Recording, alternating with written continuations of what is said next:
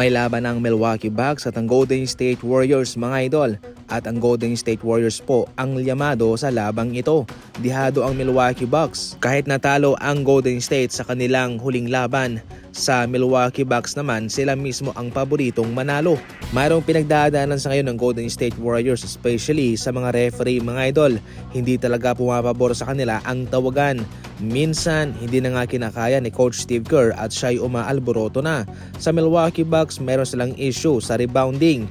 Magaling naman pong mag-rebound ang Golden State Warriors kung kanilang magagawang magdomina sa rebounding. Aba, tsak po na malaki ang kanilang tsansa na manalo sa kanilang laban.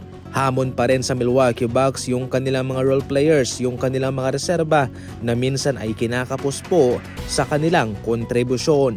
Kaya sa labang ito, dihado ang Milwaukee Bucks sa Golden State. Ang performance ni Trey Murphy laban sa Lakers kung saan siya ay kumamada ng kanyang career high 42 points at meron pang 6 na tres, yun po mga idol ang dahilan ng Pelicans kung bakit sila ay nagdadalawang isip na ito'y i-trade.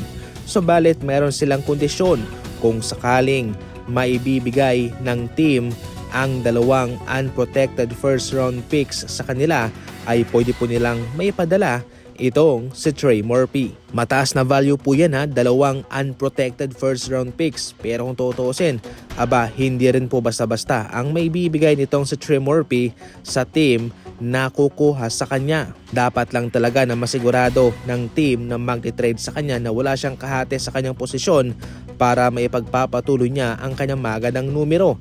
Dahil kung mayroon siyang kahate sa team na yon ay magiging baliwala rin naman. Kaya sa ngayon mga idol, okay na, payag na sila kung maibibigay lang ang dalawang unprotected first round pick. Maski man sa Herb Jones ay payag rin po ang Pelicans. Kung sino man ang kupunang magte-trade para kay Trae Young ay hindi lang po magsusugal sa kanyang kakulangan sa depensa. Magsusugal din po ito sa kanyang malaking pinansyal. Malaki kasi ang paparating na extension nitong si Trae Young, nasa 157 million sa loob ng 3 taon. Extension lang po yan, mura lang yan.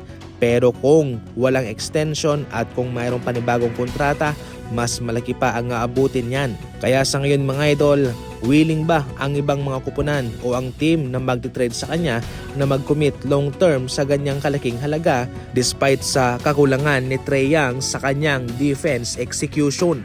Kung willing kang magsugal sa ganyang kalaking halaga, dapat mo talagang gamitin itong si Trae Young. Dapat mong pagkatiwalaan, hindi po pwedeng maglalaro lang siya ng 2 buwan at kung hindi na maganda ang kanyang inilalaro ay ibabang ko muna siya. Dapat talaga na all in ka dito. Malaking sugal talaga para sa sino man na gustong mag-trade sa kanya.